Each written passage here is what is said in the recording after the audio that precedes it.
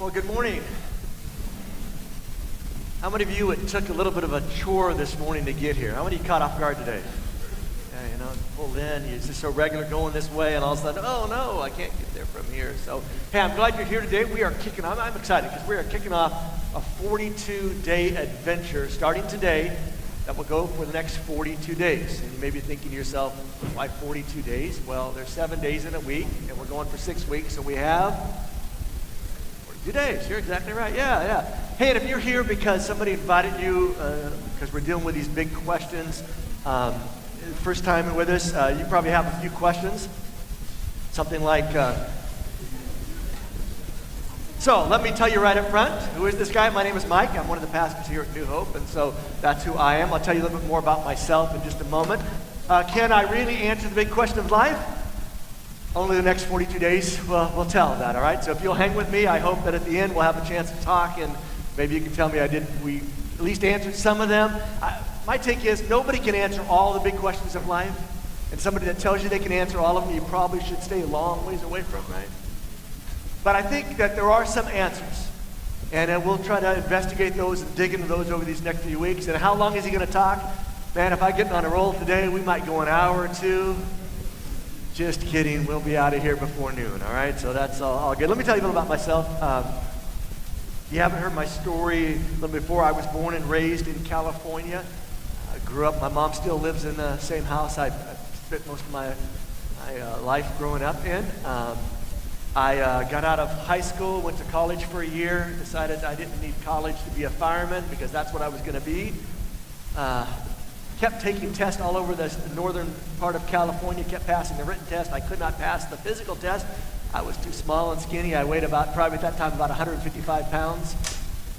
And I would get a hold of the big water hose that was charged. That's what they call it when they got the water in it. And I would try to move it places, and it would move me back to where it was at. Climb this ladder that went up, I don't know how many stories. You get at the top, the wind's blowing, and I could just never get past that physical part. So I worked in an auto parts store because cars was a huge part of my life growing up. Had a friend who was going through some personal stuff, ended up getting divorced, and he worked at this big butcher plant in the next town up where I was living, away from where I'd grown up. And he ended up getting me a job there, and so I became a butcher, and ultimately became a journeyman butcher, and life was good for me. There I was in my early 20s, and I was making money that people were raising families of 2 or 3 or 4 on, and I'd buy anything I wanted. I had a Porsche, I had hair, I had all that stuff. Then I started dating a girl, my first serious girlfriend, and we had dated, I think about a year, and things seemed to be going pretty good, and she came from a Christian background, and she wanted to talk about spiritual stuff, and I had no interest in that, and I devised this great plan to get out of it, and having to go to church and actually work. The bad part was she ended up breaking up with me, and I was crushed, and I was lost, and I was perplexed, and if you said, right now would make me feel really good, thank you so much. I'm passionate today. But, it really was. My first big serious girlfriend, we had talked about marriage, all that kind of stuff, and it just was all gone. And in those moments, I remember stepping out of the house I was living, looking up to the skies and thinking, is there a God? And why in the world are we here? And I began to ask these big questions that I think everybody asks at some point in their lives. We don't ask them all the same ways, but we all ask some questions. If maybe you come from a religious background, you raised in a family that went to a church or a synagogue or a mosque or wherever they went, and your question probably was more, has everything I've been taught is true, really true? Those are the questions you begin to grapple with. Is this God I've heard about really, really true and real? And maybe you grew up as I did. I grew up with nothing. My family was not religious of any kind. I grew up hearing about, evolution, and, we came from monkeys, and before that we came from little one-cell amoebas, and I can be honest with you, I never bought that stuff. I felt a little better about myself than thinking I came from not just monkeys, but little amoebas, but some people believe that, and we'll talk about that in just a moment, about how belief is such a big part of all of our lives. But for me, you need to understand something. I did not become a Christian, a follower of Jesus, because I wanted to. I ended up being here on this stage today because Christianity seemed to have the answers to those really big questions of life. In fact, I looked for ways early on to not agree with this whole thing. I kept trying to find holes to punch. I kept trying to argue against it. Anytime I found something I thought was a good argument against it, I would bring it back to the people that were talking with me and studying with me and encouraging me, and this is where I've ended up. So just some points here. Socrates, this great 5th century philosopher. All of us have heard of Socrates. Nobody knows anything about his history, right? Any of you know what Socrates looked like? You don't, because they didn't have pictures back then, right? But he was this well-known philosopher and written a lot of things. And probably his most famous statement is this, that the unexamined life is not worth living. And I think it's such a deep quote. I think it's the reason it's so famous is when you begin to pull it apart, you notice he doesn't say that the unexamined life is just okay or kind of important to examine it. And he says it's not worth living. This idea that we need to, in his point of view, was that there has to be some meaning and purpose to life, that it isn't just happening, and you ought to look at your life and examine your life, because if you're not really living your life. You're not really doing what you as a human were created to do.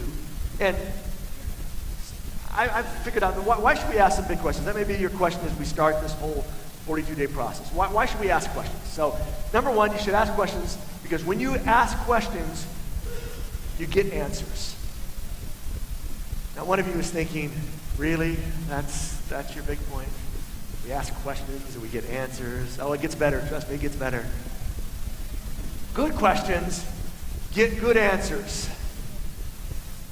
Yeah, see, you're not impressed by that either, are you? You're like, yeah, of course, good questions get good answers. But the reverse is also true, right? Bad questions get bad answers, right? One of the questions we all ask, we see you, they say, how you doing? Is that a good question or a bad question? Let's be honest, it's a bad question, right? Because I don't really want to know how you're doing. It's just how we say hi now, right? Hey, how you doing? How you doing? How you doing? We do all that. Some other bad questions, Does this dress make me look fat? Bad question will get you right? You have kids, and they come home from school, and you say, how was school today? Bad question, right? Because you're going to get a bad answer, right? Okay. Maybe you'll get a fine. And if you follow it up with another bad question, did you learn anything today? I don't know. Which, if you have your kids in private school, you ask yourself, why in the world am I spending all this money for them to come home every day and go, I don't know. One other one. Better questions get better answers. And I think it goes back to what Socrates was talking about there. That an unexamined life is not worth living because we need to ask these better questions so that we can get better answers to things. And there's some things I've discovered in life. That's this. That we all have questions. Everybody has questions. Everybody has these big questions. Why are we here? What's the purpose of life? Is there some meaning greater than just myself? Is this more than just, the YOLO, only live once? Or is there some other thing that's going on here? Is there a God? Or did we come from multiple millions of years of things growing up and we just happen to end up here with eyes and fingers and the ability to speak? Or is there something else going on here? We all have questions. And we all have doubts. And sometimes we think about getting these answers to these questions will solve all the doubts. The reality is sometimes they open up doors for other questions.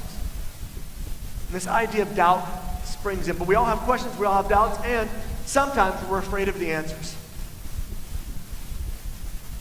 I think back to my process of becoming a Christian. I told you I did not want to become a Christian. I looked for all the different things. And one of the reasons was I was afraid of the answers if I found them. I was afraid of the changes I would have to make. I was going to have to give up my fun. I was going to have to give up my freedom. I was going to have to give up too much stuff.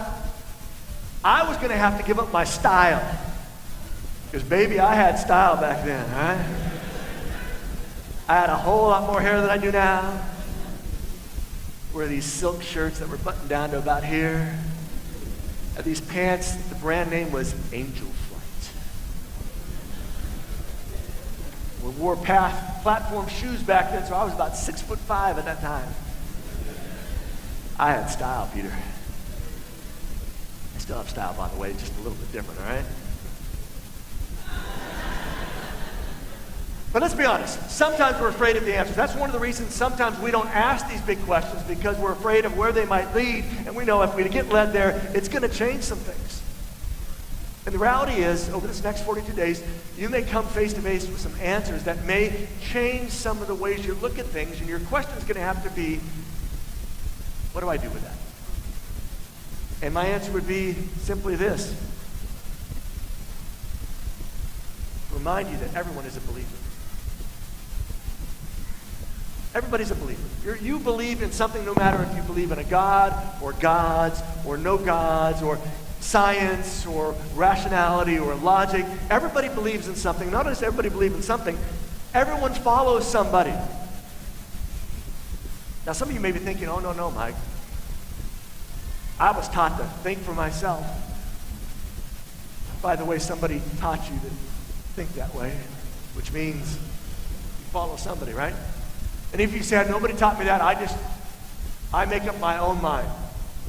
Well, you are somebody, so you are following somebody, even though that somebody is just you, right? And lastly, everyone has faith in something. Everybody has faith in something. No matter what your belief system is. And when I say belief system, that could be a scientific way of looking at things, that we have to prove everything, that the material world is all that we can test and try out and believe. That's what it is. But every kind of belief system has this idea of having faith in something. And I've discovered every one of those faith systems has some gaps. Have some gaps that require faith to fill in those gaps. But let's be honest and fair up front that everyone has faith in something. And the question for all of us is simply this. Will we be open-minded or will we be closed-minded? And the open-minded person is the one that says, I'm willing to ask these good questions, no, even better questions, so that I can get better answers. So, before we jump in where you are in a church today, so we're going to look at a passage from the Bible that talks about an experience a guy named Paul had as he began to have these, try to give some answers to these big questions. But before we get there, let's bow our heads and pray one more time today, all right?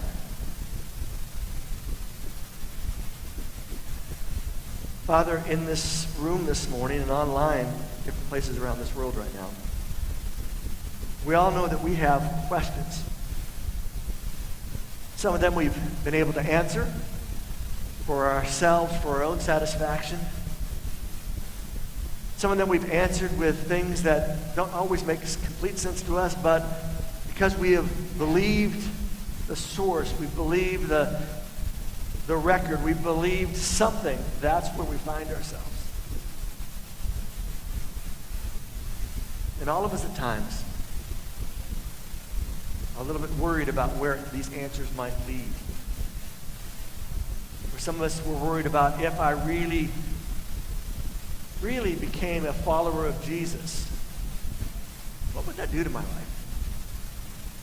How much would it change things? And I'm not sure I really want to change things. For some of us, it may be finding answers that aren't completely satisfying. But at least coming to grips with the reality that maybe there's a reason behind that as well. But today I just ask, Father, that you use this space of time, the space of building, the space of this moment, to draw us in to this journey of discovery. To draw us into this place where we're willing to ask those big questions of life and at least be open to considering what you may have to say. And so we give you this time now and ask you just simply to be with us in your name. Amen. Over in the book of Acts, chapter 17, there's this story about this guy named Paul who has become this follower of Jesus, and he becomes, in fact, the writer of the majority of the part of the Bible we call the New Testament. Most of it was written by this guy named Paul. And Acts 17, he captures this story. He is in Athens, Greece, having this discussion. And Athens is famous because, it's where all those philosophers at. Back in the day when this was happening, that's the place to be. In fact, you sat around, Acts will describe this, and history will describe this idea that people would simply go to this big discussion area every day and just sit around, talk about life, the meaning of life, and grapple with these concepts. For some of you, it was like that first, semester of being at college. Maybe it took 2 semesters where you heard these things and you thought, oh man, I'm going to engage with this story. I'm going to grapple with this story. What is life? What's it all about? And then you had to go and finish school. Them, they just got the chance to sit around. They were wealthy enough they could just sit around all day and philosophize. So Paul walks into this situation, and he's had a discussion before verse 22. He's had an engagement with them, and they've invited him to come back and meet with them again and have this discussion. So here's where the story picks up. So Paul, he's standing before this council, and he addresses them this way. Men of Athens, I notice that you're very religious in every way. Because as I'm walking along, I saw your many shrines. He says, everywhere I go in Athens, and how many of you ever been to Greece? Anybody been to Greece? You people? All right.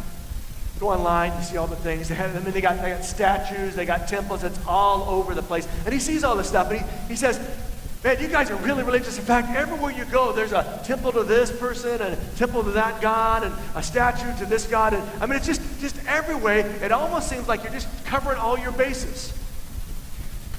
Now, we may look at that and think, well, that's kind of funny. They're covering their bases. But it's something that we even do today. I run into people pretty regularly who would say, oh, I'm not the church-going type. I only go at Christmas and Easter. And I'll say, well, how can you only go at Christmas and Easter? Well, that's just in case. I'm covering my bases. Some people will go to confession once a year. Just in case. Some people go to their synagogue on the high holy days. Not because they really believe all this stuff, but it's just in case. And Paul, as he talks to this group, says, I see all this stuff. I see you're very religious and you do a lot of stuff just in case because you have all these competing gods. Then he says this, and one of your altars had this inscription on it, to an unknown God. Which Paul is saying is, you know that you don't know everything. Which is important to know. Important to know that you don't know everything because they know that they don't know everything because at some point they build this shrine, this altar, and it says to the unknown God, just in case we've missed anything, just in case there's a God out there we haven't been aware of. He's part of our whole pantheon of gods that we have. And then Paul says this God whom you worship without knowing is the one I'm telling you about. Pretty bold words, pretty big answer that he says there. He is the God who made the world and everything in it. Now, I'm going to tell you about this unknown God. He is the God that's done all of this stuff. And since he is the Lord of heaven and earth, he doesn't live in man-made temples. You got all these temples, but he doesn't live there. In fact, here's his idea number one. He says to the group, you are thinking too small.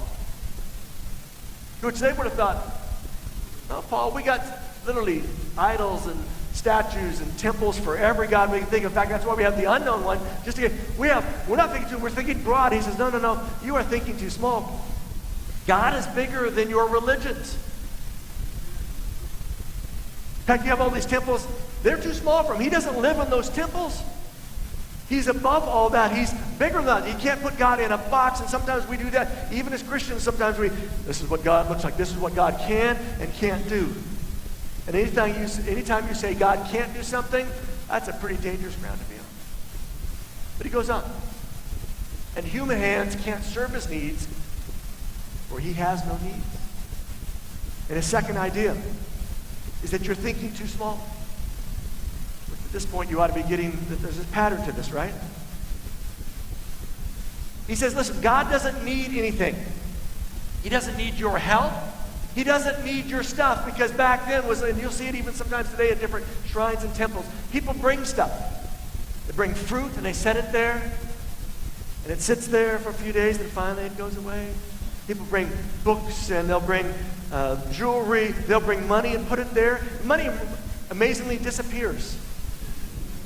Apparently God needs loose change, but he says, listen, you do all this stuff. But God can't be served by himself. He doesn't need those kind of pieces. He himself, that is God, gives life and breath to everything. And he satisfies every need. Idea number 3. You think he's too small. There is a God.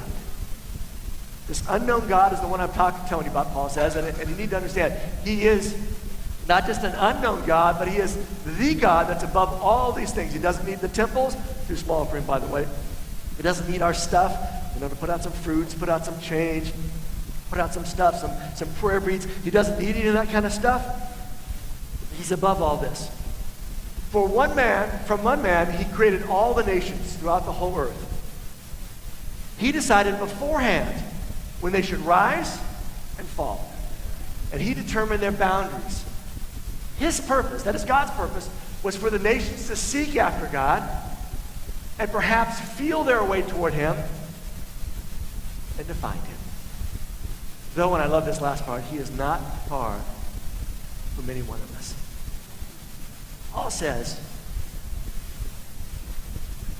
what if this whole purpose of asking these big questions is to put us on a path, and it's not because we're asking the questions. What if this is God putting those questions in our minds so that we would seek after him, that we would feel out for him? In fact, the language there is like a blind person trying to find the walls, but he is just out of sight of our fingertips, not because he's trying to stay away from us, but because he's that close. It just requires us to make a little bit of move towards him, discover he's always been there, be able to find him. Idea number 3, thinking it's too small. That God is already and always right here. Paul says to them, you keep building these things. You build things to the unknown God. You build things to this God and that God and this other God. You have all these things, and you miss the whole point that this is not the end at this altar or at the statue. It's to move you beyond that, to keep seeking, keep feeling for him, and ultimately to find him. And then he quotes 2 of their well-known philosophers. He says, for in him we live and move and exist. He says that's not a Christian idea, though it is a Christian idea. That's actually your idea. That's an idea people have. One of your own wise people wrote this. And he's right. For in him we live and we move and we exist, which is a crazy thing to say. Talk about an answer to a big question. What if that's true, that in your life you have breath in your life because God put it there? What if you're able to move? Everybody take your hand and just go like that with it. Don't hit anybody, but just go like that, all right? I said don't hit somebody, all right? Be nice to each other, all right? But what if that's true because God let you move? What if you exist because God wanted you to exist? And he says, your philosopher says this, that he is exactly right. He's making them understand that God has already been at work in their life, even though they haven't been clear about these things, even though they got this big altar to this unknown God. And, as one of your own poets has said, we are his offspring. And he says again, he's right. We are his offspring. It goes on. And since this is true, we shouldn't think of God as an idol designed by craftsmen for gold or silver or stone. In other words, he says, because this is true, you've had this idea, you've had this truth for this whole time, but you've missed the big point from it. Because that's true, God is not confined to a temple, to a statue that we sit and put stuff at its feet. God is above and beyond those things. And then he says, God overlooked people's ignorance about these things in earlier time. And sometimes we hear the word ignorance and we read that and we think, ooh, that's a little harsh, isn't it, Paul? But the original language is not like ignorant, you're a bunch of ignorant morons. And I'm not saying that, I'm just making a statement, all right? But this idea that, how many of you, let's take a truth poll this morning. How many of you have ever been ignorant of something in your life? So if I was to call you ignorant, that would not be an untruthful thing, would it? And it's not necessarily a bad thing because all of us have been ignorant. You discover it and you go, oh, didn't know that, now I'll do it differently. We have those pieces. So he says, listen, before before all this, before God has explained, before God has had this moment, before this time for you guys, God just overlooked that. But, he says, now he commands, and the word command there is this idea of not directing commands. It's the idea of calling them, of inviting them. Now he commands, now he invites everyone everywhere to repent of their sins, turn to him. And again, if you've had a pretty rough exposure to Christianity at some point, maybe it's been on the street corner as somebody had their Bible and yelled and screamed to you as if you were a sinner as you walked by. It's always a great experience to have. Or they had those turn and burn signs, because you need to turn or you're going to burn. That is not the idea. That is not the picture of repentance, at least according to what the Bible describes it as. The language here is this idea of making a U-turn in our lives. And hasn't there been times in your life, just like in my life, that you wish you could have made a U-turn? You ever feel like I've gotten too far down this road, I just wish I could stop, whatever the course is going, where I see it's heading, and just stop and somehow back up, somehow get this thing turned around and going in a different direction. And that's his invitation. He says, this repenting thing is about turning the direction of your life, and it happens through this idea of changing the way we think and the way we feel. And the only way you change the way you think is by asking some good questions so that you can get some good answers. The only way you change your thinking is being exposed to things that make you think. And the only way you can change how you feel is letting something change that feeling in your life. And he goes on. For he, talking about God, has set a day for judging the world with justice by the man he has appointed. And he proved to everyone who this is by raising him from the dead. Short summary of it, Paul says, listen, you've had this unknown God you made this temple to. I'm here to talk about that God. You need to understand about that God. He isn't confined to your temples. He isn't confined to needing you to bring fruit every day for him so he has something to eat. He isn't confined to your beliefs and your concepts. In fact, he is over and above those things. And in fact, he has moved up to this place and recently has done this thing about judging the world. And it's happening through this guy. He never says the name of Jesus, but he just says simply, he's proved who this guy is by raising him from the dead. Which seems pretty in your face, doesn't it? I mean, he hasn't mentioned Jesus, hasn't talked, but these are people that have no background in this, and they're confronted with what's going on here. And they responded like we would often respond. When they heard Paul speak about the resurrection of the dead, some of them laughed in contempt. We would say, what's this guy smoking, right?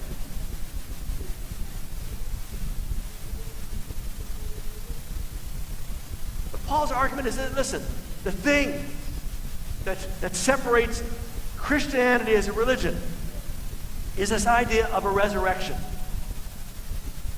That if somebody has been brought back to life, that's incredible.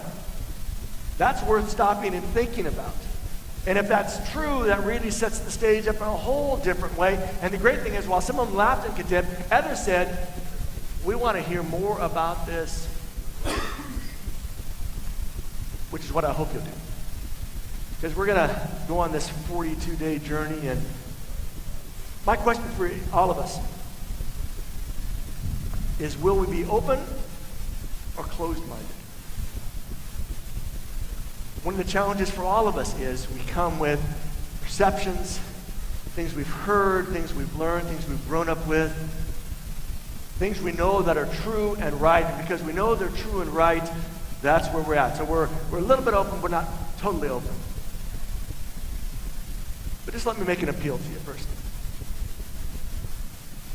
The only way to find answers to the really big questions in life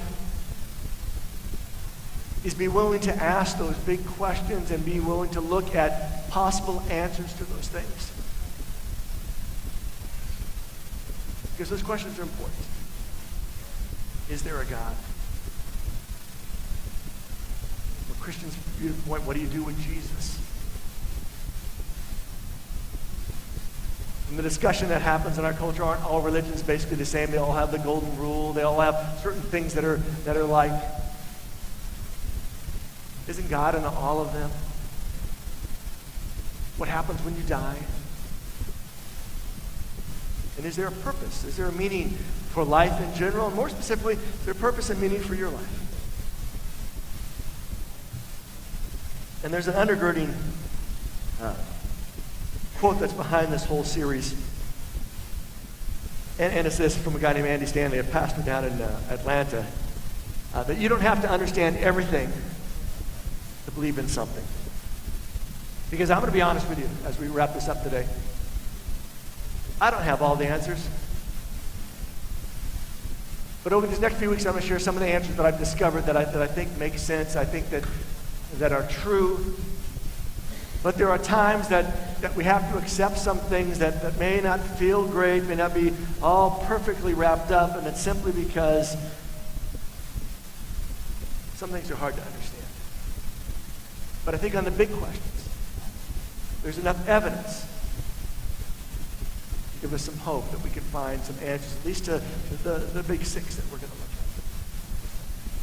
at. And so, here's what I invite you to do. I invite you to read the book. It is set up as a daily reading. So starting tomorrow, Sunday, you got something to read. You go Monday, day 2, Tuesday, Wednesday, Thursday to Friday. You don't have to read next Saturday. That's a day off for you. So you get a little break from that. I hope you come back, hear me next week. And I'll kind of finish each week. So this week we'll look at about who, is there a God? Next week I'll talk about is there a God?